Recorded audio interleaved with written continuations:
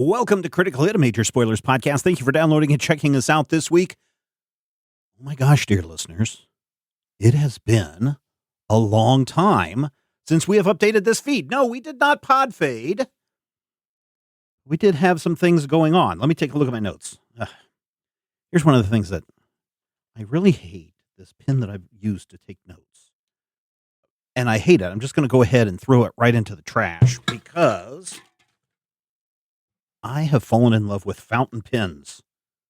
I've fallen in love with fine point mountain pens. But listen, you're not here to listen to me discuss about my love of fountain pens. Where have we been? Well, we've had a lot of issues and problems.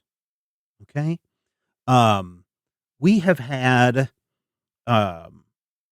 connection issues. We've had some recording issues, and the problems were so bad that we had 0 shows banked, and I always like to have shows banked as much as I possibly can. That being said, we don't have as many banked right now as I want, but that is due to sicknesses. That's due to emergencies. In fact, this past week, the week of June, 5th, 2025, we had somebody who had to go to an emergency room. As far as I know, everything is okay. Me personally, I had 2 kids graduating, one from 8th grade and one from high school. Yes, that kid at the end that says, "This podcast is copyright 2025 by Major Spoilers Entertainment, LLC. Graduated high school. And if you've been around long enough, you know that this show is almost as old as he is. And the other one was born in the middle of this show. He was born in the middle of the 2nd season of Void Saga, I want to say. And he graduated 8th grade. So there's been a lot of that craziness going on. Everybody's schedules going on. But then we've also had some technical errors. And it literally was causing us to cancel 2 shows in the middle of recording because they were so bad. Here's what I will say. Make sure that you are always using the most updated version of Discord. I know many of you use Discord for your communications and your online gameplays and your own podcasts, your real play podcasts, etc. Please make sure that when everybody joins that they're all using the most recent version of Discord. So that has put us back. And I had just basically said, hey, I need to take a moment and we need to give ourselves a little buffer so everybody can take a deep breath, get done with Octoon Cthulhu, and get ready for the next thing. So what is the next thing? The next thing is Monster Wrangler. We're doing a short campaign. Brian is running that. And we've got a couple episodes under our belts. But Monster Wrangler is a interesting system. We're going to talk a little bit about that here in just a moment. And then following Monster Wrangler, Rodrigo is back at the GM chair to give us a Lancer game that many of you have been asking for us to run over the last couple of years. If you're not familiar with Lancer, Dark Horse Books just recently, and by recently I mean a couple of months ago, released the physical copy of the manual of the Player's Guide and GM book that you can go pick up if you want to follow along with us. Characters are being created. I've played Lancer before. It's been a couple of years, so I need to sit down and refamiliarize myself with my mech and probably build a new mech for this upcoming game. Hey, persons, we could really use your help. We could really use your support. If you're listening to the show and you've enjoyed this show for 15 years, 18 years, however long it's been going on, we could use your support right now because we're getting to the point where we are almost not able to afford the cost to make this show happen. That includes server costs, that includes hosting costs, that includes paying people for the work that they do week in and week out. So we could really use your help right now over at patreon.com/major spoilers. Again, patreon.com/major spoilers. If you are a patron, then you get this show, especially at the silver level, you get this show a week early and commercial free. So everybody who's listening to this on the public feed right now, everybody who's over on the Patreon, they already listened to that last week. You could be listening to next week's show right now when you join patreon.com/major spoilers, $5 a month. You can sign up for a whole year in advance, and you get a discount, so you're not even paying $60 for an entire year. I know it's the economy stupid right now, and the economy is stupid right now. But if you can find it in your hearts to kick us $5 a month for all of the shows that we share with you, I would be very, very grateful, and it would mean a lot to me if you did that. And really, it would mean a lot to everyone else, because without the support of our fans and our listeners, this show goes away, unfortunately. Okay, here is our group discussion about Monster Wrangler and what you can expect in the game, which the first episode will kick off next week. Take care, everyone, and I hope to talk with you and see you all again very soon. Yes, see you all again very soon.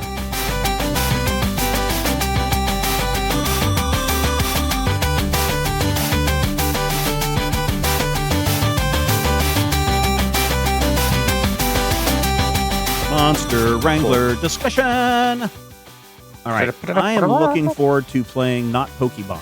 Right. Yeah, that's pretty not Pokemon. These monsters don't fit in your pocket. What are you talking about? What if I have really big pockets? Well, I suppose. If you have a particularly small monster and big pockets, maybe you can make it happen. It's like that song, a short skirt and a long jacket. Yeah. No, I was thinking, I've got something in my small front monster pocket and a big pocket. pocket. I have only read a little bit of the manual for this, Brian, but give us kind of an overview of what Monster Wrangler is all about. Yeah, I mean, it's you might notice some similarities to a certain well-known video game franchise, but it does kind of make the basic assumption that the characters you're playing are going to be kids. Everyone has at least one monster they start out with, and wandering across this world that largely seems to be vaguely 90s era tech, with the exception of video games, which seem to be advanced VR for some reason. But Okay. yeah, just wandering across this region and helping people with issues with monsters while So are we doing like monster fights for fun. Are we problem solvers? Is that what we are? Or are we like legitimate like tournament people? Because that's one of the things that so I bought a bunch of the Monster Wrangler stuff. And one of the things that you can get, I think, over on DriveThruRPG is the tournament bracket. Is that a thing that will be I want to be the very best?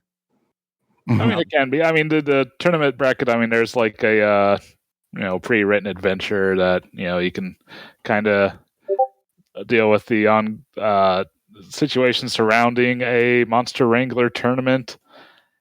But even in that adventure, you don't necessarily have to be a participant, but that's most likely the easiest way to be involved. Okay. But, all right. What questions do you guys have? I was Go ahead. Yeah, I was looking through it, and I was a little bit sad that the classes seem to reflect directly into handling monsters and aren't like just random jobs like in Pokemon. Like I was like, oh, can I be can my class be like chef, but I'm a chef who has a monster?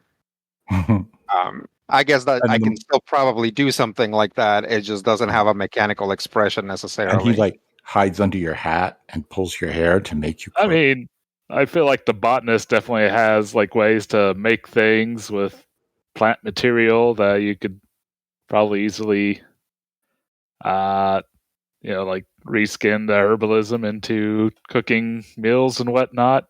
Sure. Oh, and the creature that you're going to have to go after all the time, Rodrigo, would be the one of the monsters in the Amorphs expansion, or called the Aspic. Oh, See, For those of you who know what Aspic is, like a blancmange. it's like I don't know if you've ever seen Aspic. Is the ratio between the up and down and the back to side to side. So back in the 70s, for whatever reason, everyone thought it was a great idea to put everything in Jell-O to kind of make it preserve a little longer. And so aspic is basically the unflavored Jell-O. And so you would put like meat. You'd bake a whole meal and put it in aspic and then serve it to people.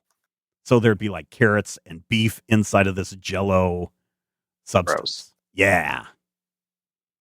But if you want to be a cook, maybe that's the one that you're constantly looking to hunt or wrangle, I should say. I mean, maybe. Although, we're playing kids, so I'd have to be like an apprentice cook. A little chef, yeah. There you go. And honestly, I mean, I am going with the general assumption that you'll probably be kids. But if someone wants to be like, an adult chaperone or whatever, that's fine as well.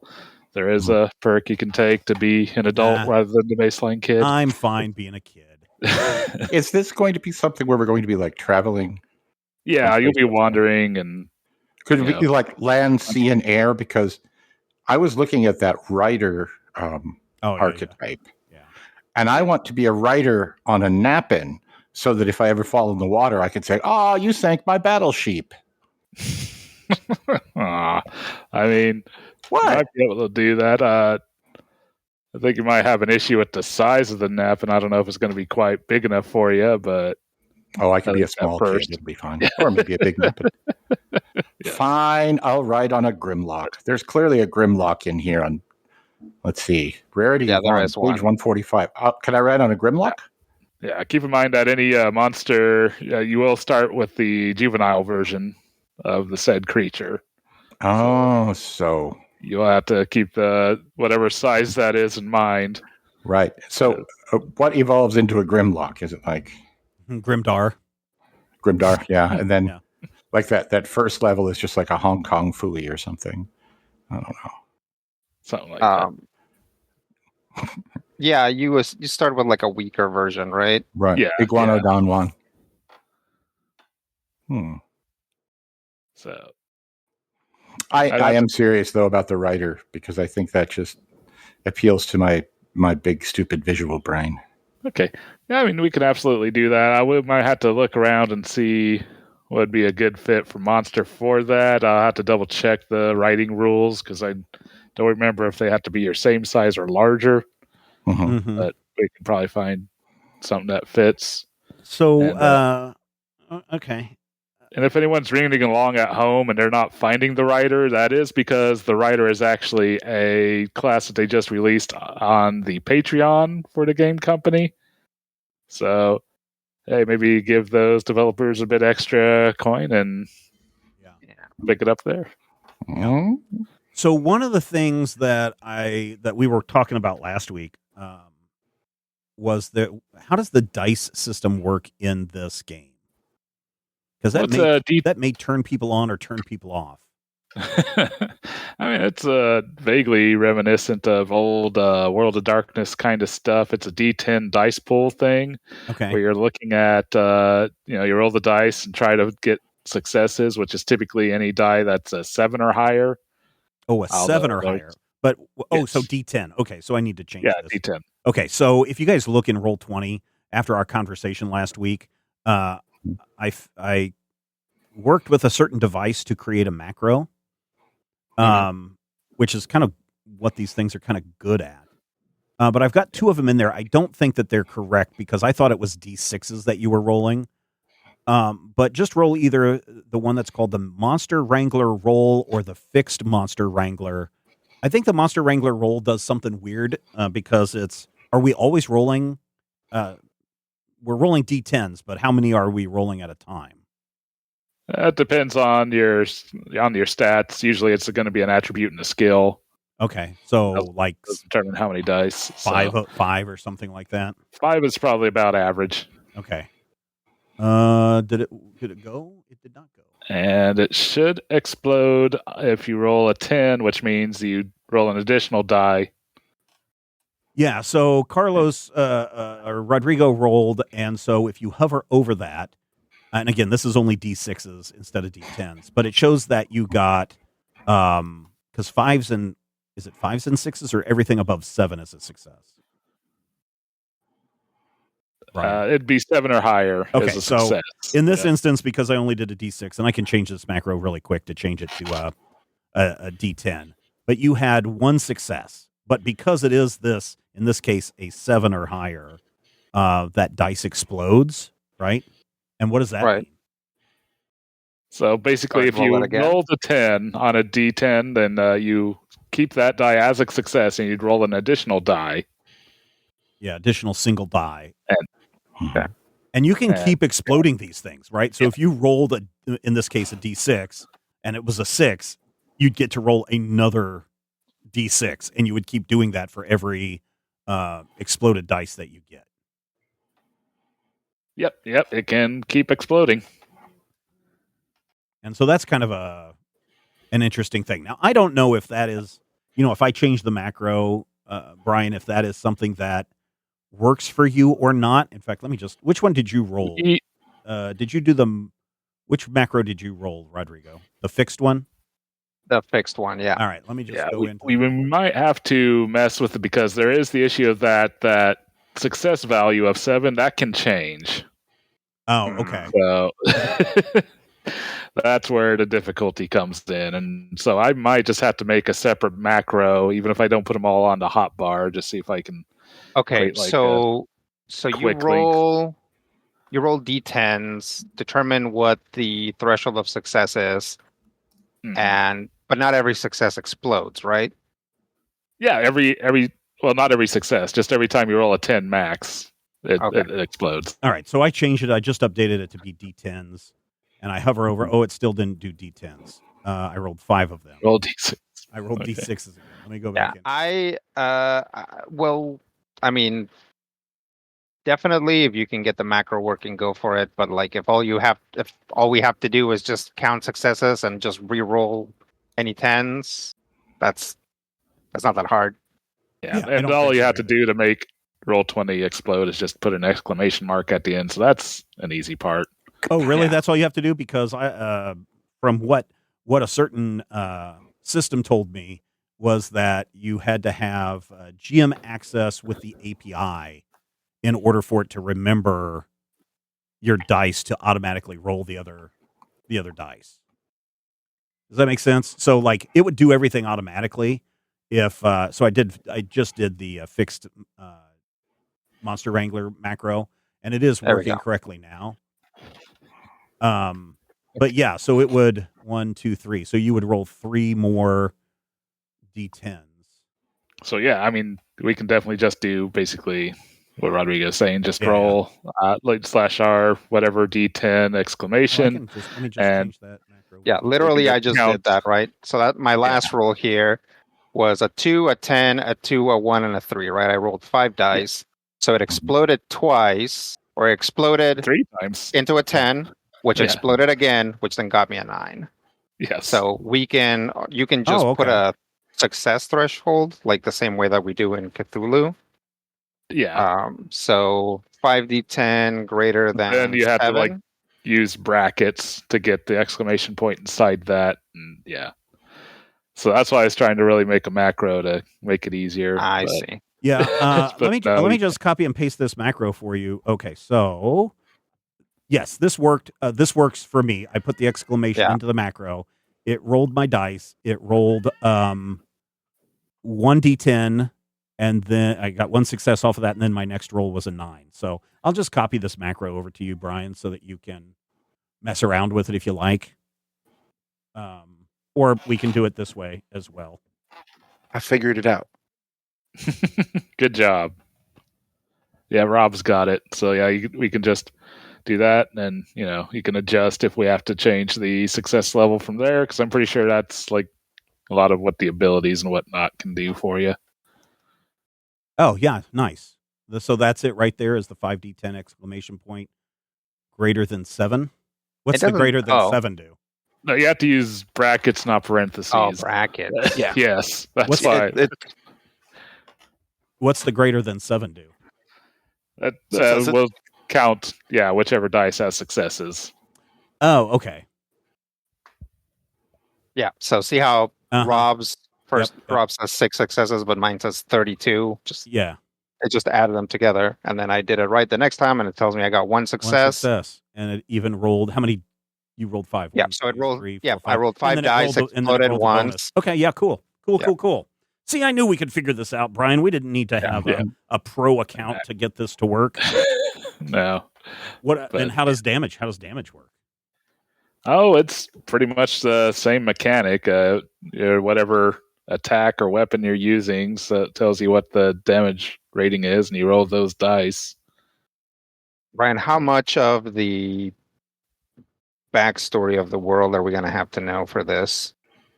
Not too much. I mean, it's a pretty sparse detail on the world background anyway. It's a pretty blank canvas. Sure. Okay. So, like I say, I'm largely going to assume that we start off in the country of Moria, which is largely where monster wrangling, basically controlling monsters first happened on a competitive level within this world. Basically, another country found some old robots in the ocean because they were a fishing village and rebuilt them, and then ended up using them to start taking over the whole region. But then Moria started using their monsters to fight back, and basically turned the tide of that war, and monster fighting became like this big popular thing. That's kind of the Cliff Notes version. Okay. And there's only like 230 pages. We can all read this by next week. Yeah. And really, like you said, if we only have to read Moria, then we don't need to read about the other countries until we get to them. And or if you want to be from elsewhere, that's fine. You can. Yeah. Oh, time and so we each start is a mechanic. What's that? It says measuring time. Is that a mechanic in this that we have to be worried about? Not any. Yeah, just like turns and rounds and all that stuff. Okay. Yeah, just standard. There's no like having to count torches or rations or anything. All right, cool.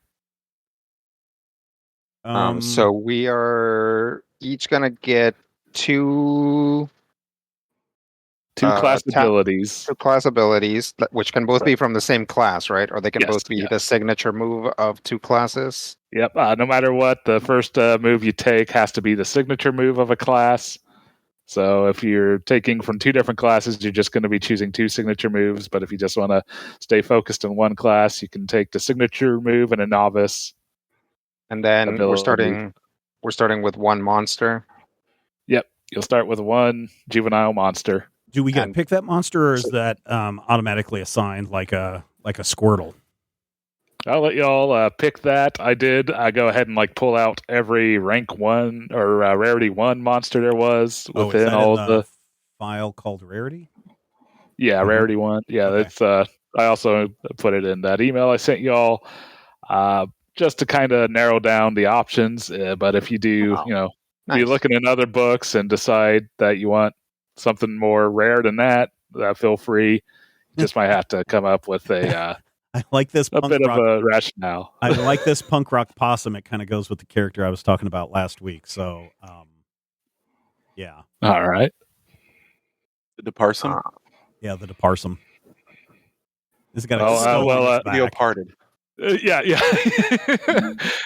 Read that, because that is an interesting one. Because that's when it faints, the Oparded ghost emerges. of that Deparsum, emerges. Nice. It's a little go ahead. Yeah, it comes from one of the expansions, the Remnant expansion, where it kind of introduces the undead type spooky monsters. It's a tad annoying that, am I seeing this right? Do the stat blocks not list the type of creature it is? It's on the side of the page. Oh, there it is. I see. There it is. It can be on a different side depending on which one, because they definitely laid it out where that's going to be on the edge of the page, on a 2-page spread. Okay. And since I'm pulling from different books and rearranging things, they're going to be. Yeah, there's a list. I saw a list at the end of the chapter, and I'm like, am I going to have to reference this list every time if I have a class that cares about what kind of critter I use. Yeah, it's there's some pretty cool creatures in here. I like there's the giant mechanical stemosaur. Yeah, which looks pretty cool, and then like a walking pumpkin. Yes, if you want some that uses sword and shield or weapons. I like that it has a shovel head strapped to its front like the chest plate. Yeah. There was a section at the end of the monsters about making monsters. There is. In the core rulebook. So we're allowed to make our own monsters or no? Yeah, if you want. I mean, we'll largely just, stick with like the pre-written moves and all. But if you want to... I'd just rather keep the same, default monster. Makes it easier. Right. Was there any fossil type stuff? Rob, there's a giant mechanical dinosaur. Yeah, I got to start a Pokemon game a little bit ago. Yeah. That went 2 sessions and then immediately stopped. And if I could like translate that character to this, then I have like actual full personality and a bunch of other stuff actually built in for him already. So, whereas most of my characters don't develop a personality until like session 3 or 4 half the time because I have to figure out how I'm bouncing off of things and whatnot. Now, is yours a scary? Is this a scary creature? Because maybe you want to look under the remnants. The remnants expansion. Yeah. Also, Rob, you mispronounced season. Season 3 or 4. Leave him alone. There's that was too mean. There's you probably want to look at their abilities, Rob, because they have like their innate traits and then their secondary traits. So depending on I think it's more about what you want the critter to be able to do than necessarily if it's like a fossil of some kind. Especially since here you don't get the like types, right? Yeah, there's not really type matching. Half rock type, it doesn't mean anything here. Yeah, and there's not really a rock category of the techniques. So, okay, yeah, I like the what is it called? The fern turkey. The fern key. Yeah, that was another one I got from the Patreon. The tofurkey, I believe it's how Yeah. And so, what do the symbols mean on the top of their monster stat block? So, like the fern key has like a beak, which I'm guessing is like a beak attack. Yeah, it's largely telling you a foot. That means it's going to kick you too. Yeah, that tells you what categories or techniques you can select. So yeah, beak is beak, and that foot there. That horn is horn. Yeah. Oh, it's a horn. Okay. Yep. I thought it was somebody with a really pointy shoe that was kicking you in the behind. That does look like an elf shoe, but I think it's a horn.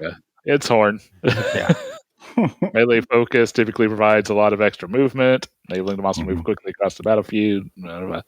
So there are techniques that are tied. So even if we pick a pre-made monster, we're still going to assign it some moves, right?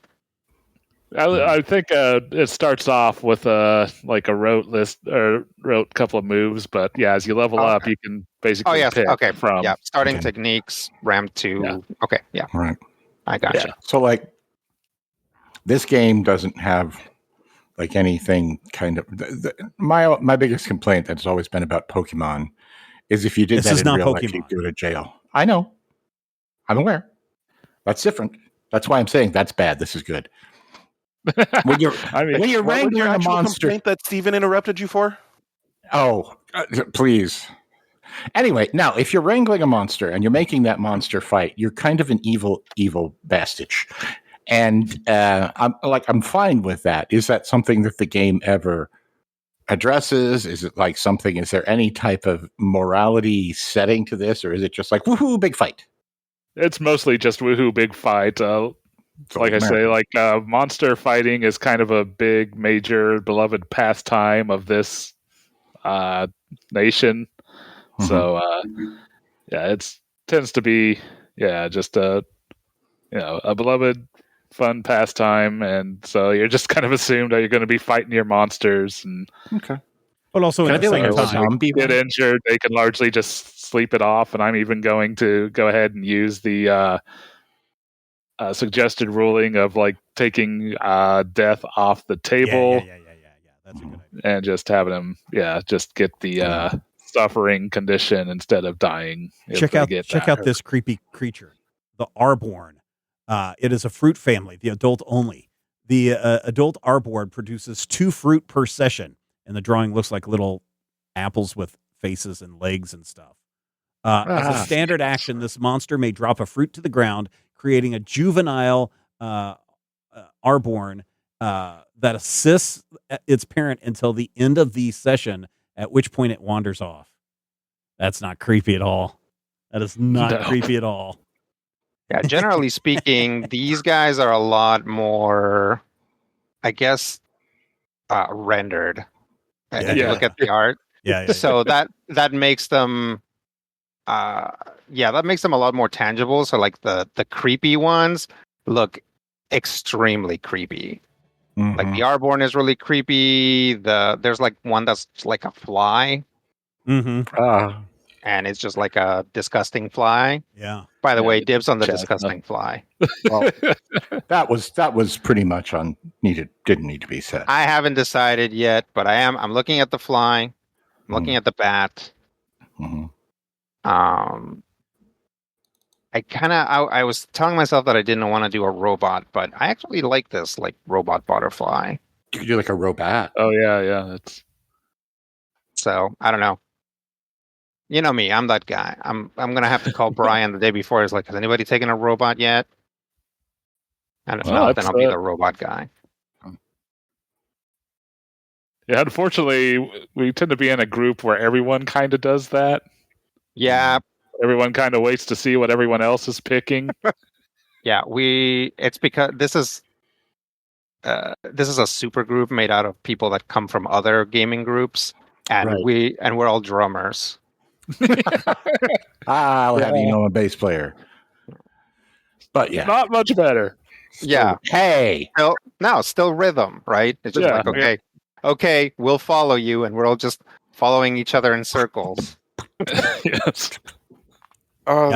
It looks complicated, but I'm really thinking about the Depossum and the Aparted. Okay. Yeah, Brian, I'm sure will help you. I mean, it's not that hard. I mean, it explains things pretty clearly. It is. It's the only creature that's in this thing that's 2 pages long. Exactly. I was about to say that. Yeah. That basically is 2 monsters in one. Yeah. Dude, go for it. Yeah, might as well. Okay. Well, let me read up on this. Yeah, and as you're talking about, like, the monsters being more rendered, it does make like the more like what I feel cartoony ones even weirder. Yeah, like that definitely. Pumpkin, like the Fernky. Yeah, that looks amazing.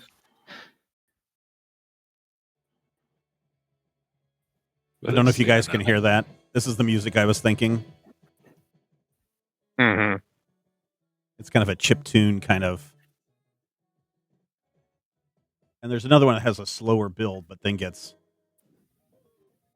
probably not that one. That one's too chippy tune. But I think this other one is the one I'm going to use. Definitely sounds pretty right on. Yeah.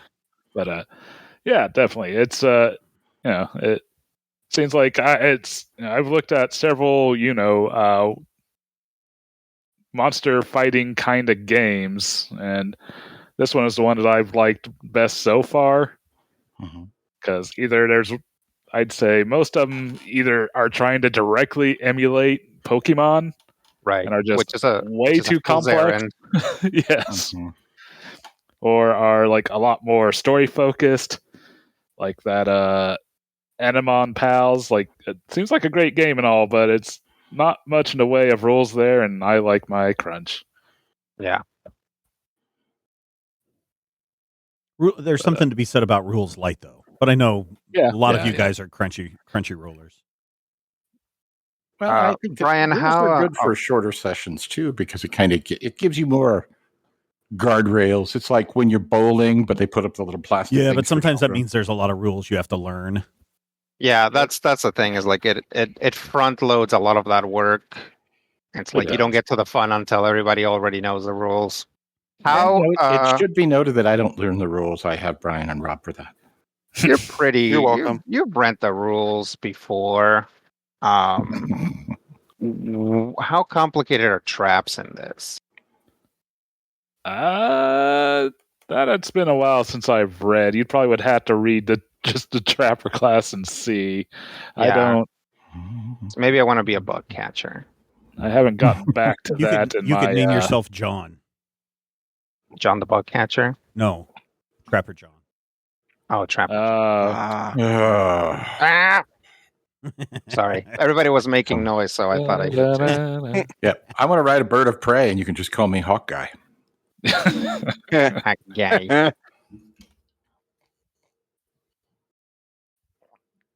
Anyways. And since my bird of prey has claws, his name. So you said you didn't want anybody to do breeder, right? I'm not.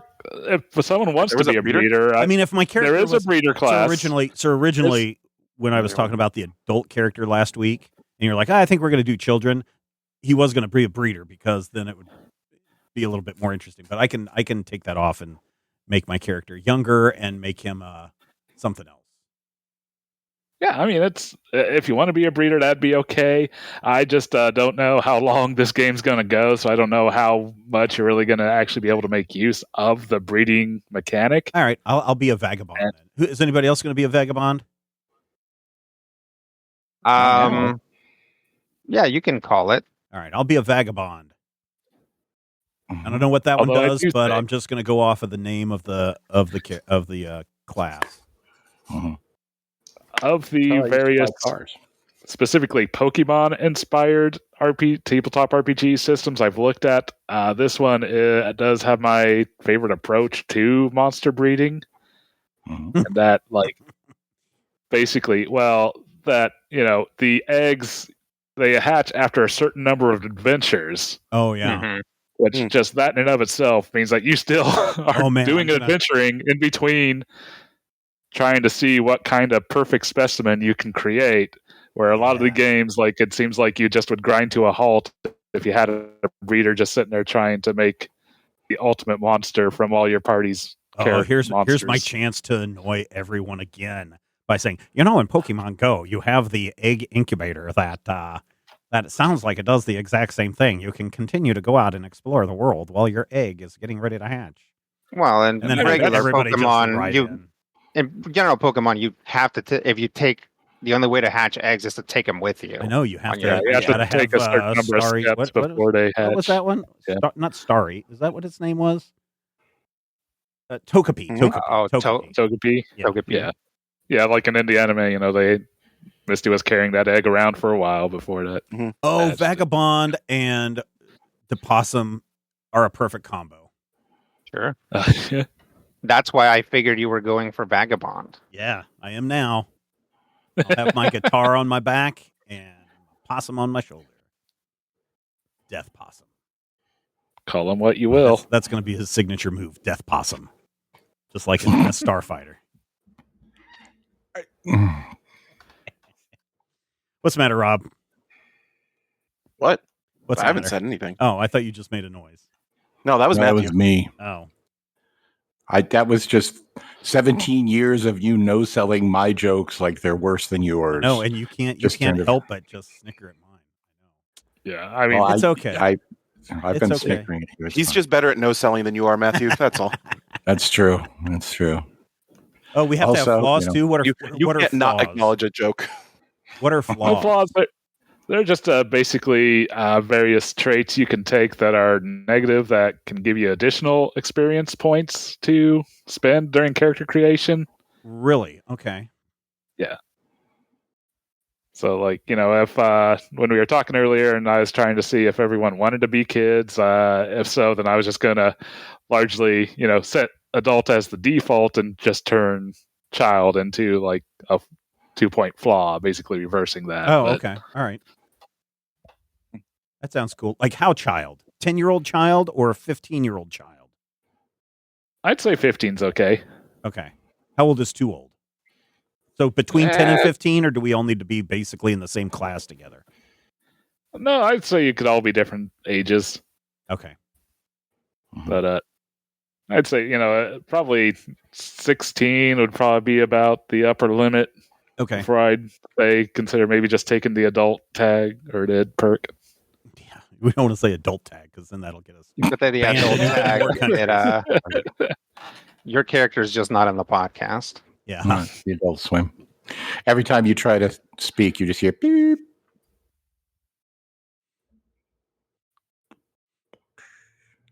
All right, cool. Anything else we need to know about as we go into our character creation?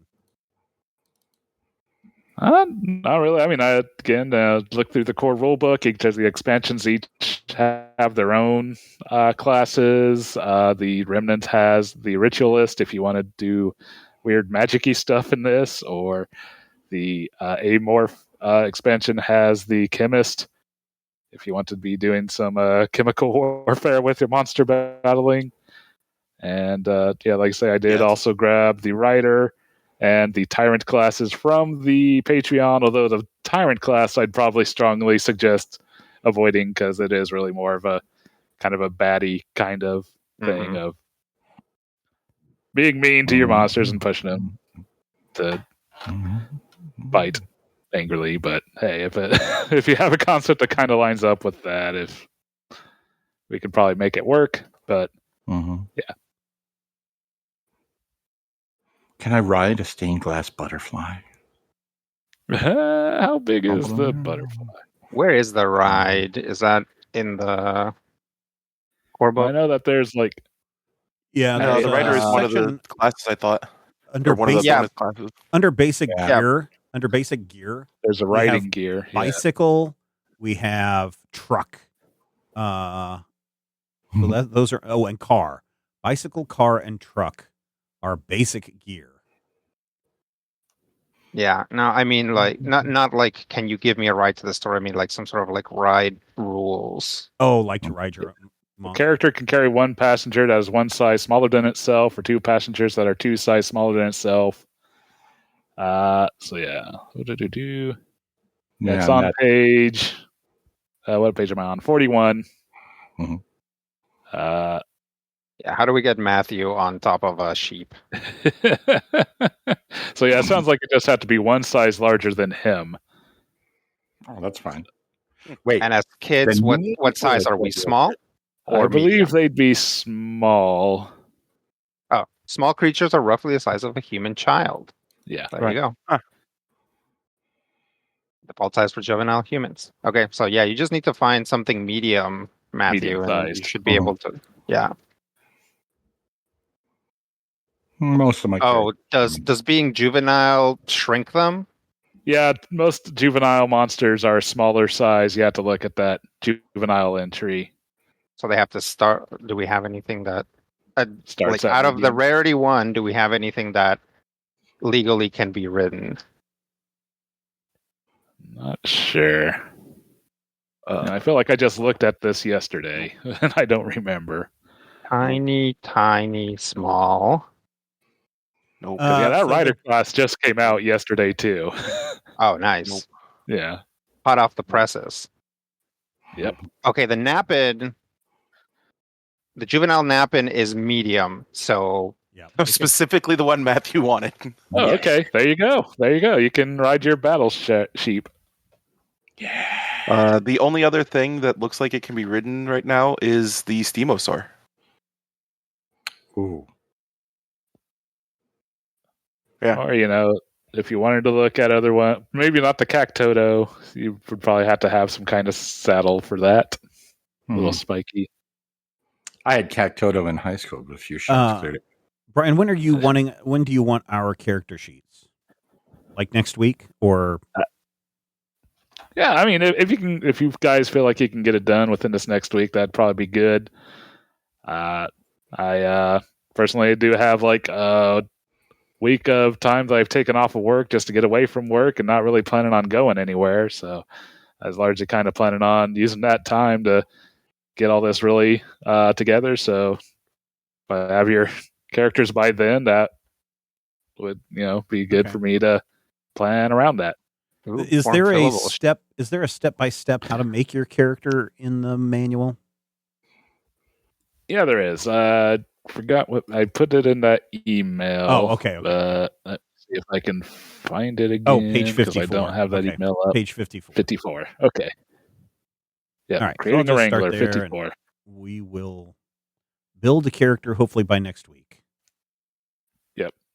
It's a pretty simple process. Like it say, choosing your perks and flaws may be the most complicated because you do get larger choices there. Otherwise, once you know what class or classes you want, that you really have just a few options to pick. Okay, cool. You have to take the signature ability, and then you can take one basic if you're, sticking with the one class, or you just get the two signature if you are dipping into two different classes. Okay. Yeah. I'm going to guess no one's going to be a medic and heal our monsters. I mean, I don't know. I like, it's like the monsters are very self-explanatory, but Yeah. I need to look at the classes because I was like, let me look at this trapper class, and already from the beginning is like its signature ability is like the entire column, and I'm like, I don't know that I want to do that right off the bat. The reader is the same way. Yeah, but largely because it's a random table of what traits the child will get from the parent. Yeah, how important do you think it is that we have like a mix of character classes? Like, if we all walk in as trainers, is that going to be a problem? I mean, I don't think it'd be a problem, but I would prefer everyone kind of have a variety of different things, just because I'm definitely prefer that. Yeah, I'm considering anything, so I could potentially be a medic, just because I got character ideas, but fair enough. Like, I am a big proponent of niche protection, so the easiest way to do that would be everyone to take different classes. So that's what I would suggest, but I'm not going to disallow anyone from doubling up if they really got a good concept that they want to do with Rob, that. what's your fossil guy like? So, have you guys watched Dr. Stone? No. Yeah. A little bit. Is that an anime? Yes. Yeah. It is very good. So the core concept is basically Senku, except his only focus is, because it was an actual Pokemon game. It was the Tabletop United one, which one of my favorite things in that one system was you could change typings. So he was reviving fossils, but instead of doing it whatever way, it was with electricity. I see. So his entire focus was like, I'm just finding fossils and bringing them back, and I have an electric water Kabutops or an electric flying Aerodactyl. And then he was way too smart for his own damn good. Mm-hmm. See, it's a Frankenstein metaphor. I mean, the Remnant is about bringing stuff back, right? Yeah, I mean, there's the Ritualist. That's, Oh, the Ritualist, yeah. Yeah. I don't know if that's... Yeah, I guess that doesn't necessarily go with that. Yeah, and the classes are tied into monster category, which really doesn't tie into the energy, the technique types, which that's largely where the different energies would be. Oh yeah, there is a whole like shooting lightning type. Mm-hmm. Right. Yeah, but yeah, I don't know that necessarily gives us a class within this. Like, the classes they're like, I mean, I guess this is true for like literally any game that has classes. They're weirdly specific and also weirdly generic, to the point where like it's like you can fit some things into them, but not all things. Yeah. So, like, if you want to be a sciencey guy, that's basically the mechanic, but then that means you're also largely focusing on the robot creatures rather than the monsters. And so, yeah. Because again, does this country still have like a monster army? By which I mean an armed corps that involves monsters. Not explicitly within the book. Again, that largely is kind of why there's the Monster Battling Association. I forget what the first A in AMBA stands for, but right. The Associated. It's the country. It's the country name. I'm pretty sure. Is it a Moria monster? I thought it was. I think so. It's the American Monster Association of America. That's why I had to stop myself from saying it's like, no, that's not right. Yeah. But it's, largely it's decentralized. It's basically, people are largely trained to take care of monsters, and if you can dodge a monster, you can dodge a ball. Yeah. Amateur Monster Battlers Association. That's what the first A is. But there is the Rosalian Monster Battle Association, which is kind of a more nationalistic one of Rosalia, which is a more isolationist country, although they've been loosening that in more recent times. And I thought about kind of setting a game within that because it really kind of sounds more like there's more kayfabe in that, because like all the non-Rosalians are kind of like I do like the kayfabe bad guys that so would be playing up these fake nation stereotypes. And how long ago did that war end? I think it was like where did I see, like 300 years ago? Oh, okay, all right. So I didn't lose my parents in the Jewel Empire. Maybe you're 300 years old. No. Who knows how old 12 is to a block? All right. Anything else? Well, not too much I can think of. Yeah, like I say, look through it. If you guys have questions, shoot them out to me, and I'll be happy to answer what I can. All right. So far, it sounds like Rider and Vagabond for the two of you. Vagabond for me, and the Death Possum as because it's a scrounger animal that works with my Vagabond class. I guess there is the Chemist and the Amorph expansion that is also kind of science-y, but again, it's kind of tied into those Amorph monsters. So and there's only one. There's only one rarity, one Amorph. So you're taking the car battery. Yeah. Or if there's you also really only one rarity, one remnant. So yeah. And Steven already called it. And it's kind of not, because you have to have the creature faint before you actually get the remnant type out. Yeah. Well, it says I can drop its health to 0 once it gets to a certain thing, and it gives my spirit animal. Yeah, lets you activate. Yeah, gets him to activate, and also gives him rage. So rage. How difficult would the breeder class be to manage, Brian? I really wouldn't be that difficult. Again, I just don't know. He's just saying you might not get around to. We might not get around to using powers.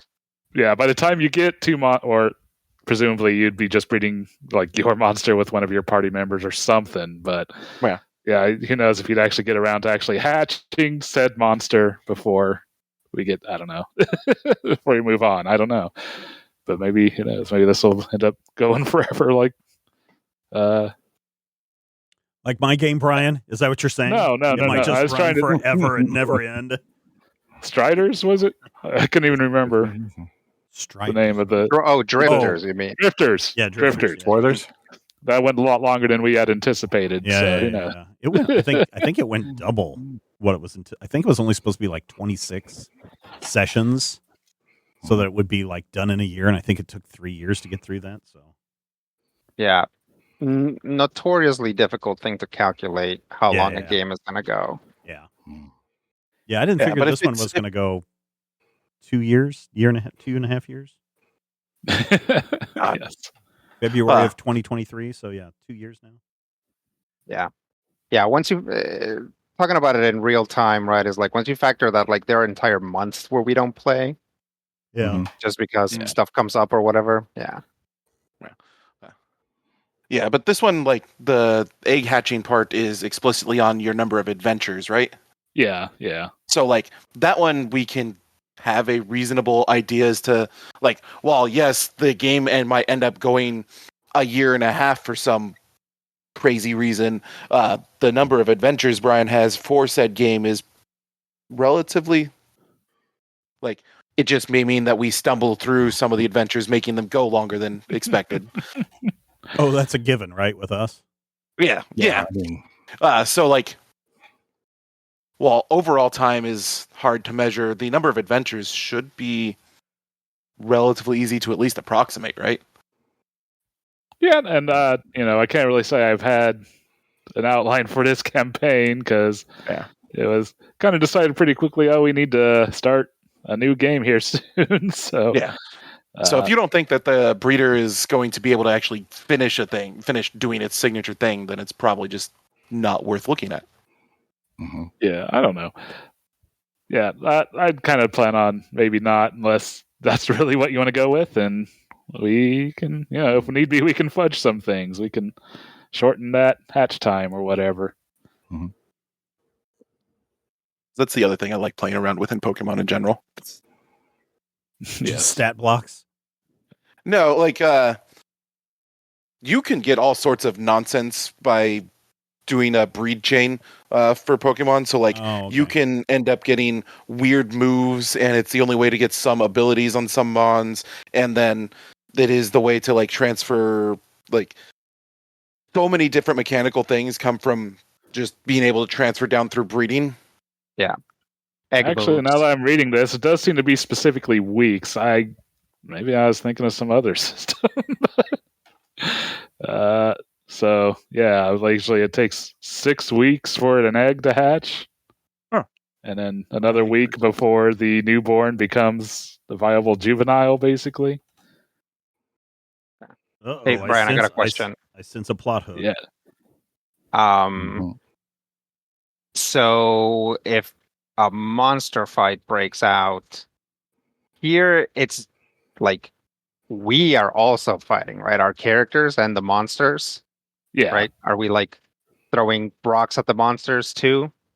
Potentially, you can. Yeah. Okay. You can use rocks or other weapons. I feel like specifically the trainer is like buff your monster, whereas like everybody, like the hunters, literally like shoot an arrow at the monster. Yeah. There is the option to take martial arts as a perk, so you can be good at fighting. I mean, they got stats for guns, but like the guns seem to be very like flintlock. Basically, you have to reload after you shoot them. Love it.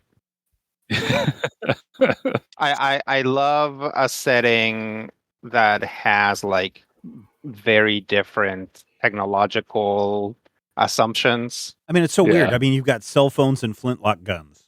Yeah, exactly. Like that's a thing. Like literally, like when maybe not flintlock, maybe just like single shot.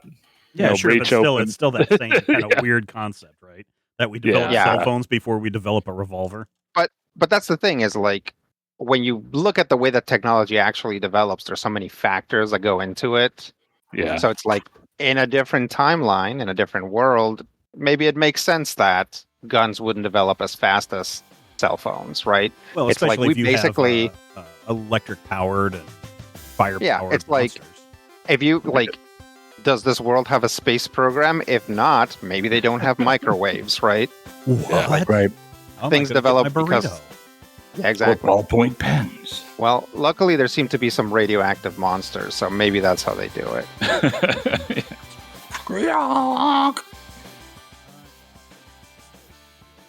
I mean, one of the batteries has just basically a gel monster inside of them that you can crack open and make a monster, so...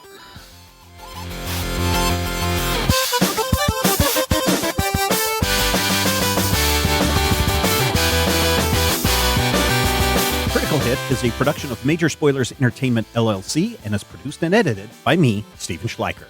If you have thoughts, questions, comments, ideas, drop us an email at podcast@majorspoilers.com. If you want to discuss Critical Hit with other Critical Hit fans, be sure to join the Major Spoilers Discord. You can join it for free. There's a link in the show notes. Get into that Critical Hit channel.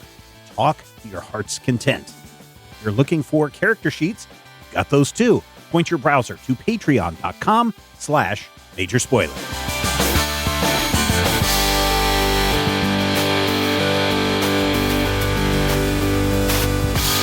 This podcast is copyright 2025 by Major Spoilers Entertainment, LLC.